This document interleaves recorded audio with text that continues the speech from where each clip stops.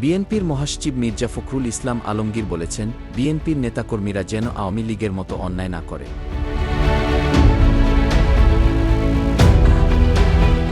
এতে মানুষ ভালোবাসবে না। দলের কোনো নেতাকর্মী অন্যায় করলে যাতে জেলার নেতারা তাদের শক্ত হাতে দমন করে অথবা পুলিশের হাতে তুলে দেয়। তাই অপকর্ম বন্ধ করুন, না হলে আওয়ামী লীগের মতো বিএনপিকেও জনগণ ছুড়ে মারবে।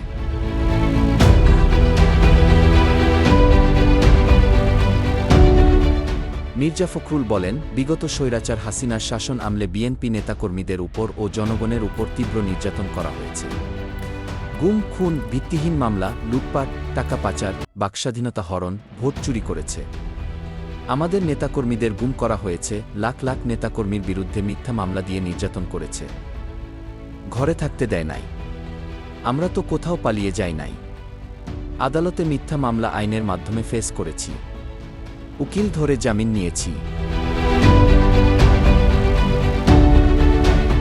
আপনি শেখ হাসিনা পালিয়ে আছেন কেন?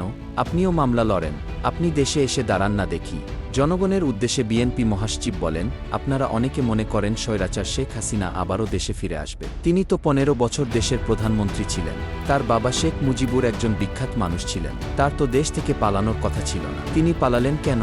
কারণ তিনি একজন ডাইনি ছিলেন। জনগণের উপর এমন নির্যাতন করেছেন যে তিনি পালাতে বাধ্য হয়েছেন। জনগণ যদি সেদিন তাকে পেত তাহলে ছিঁড়ে খেত।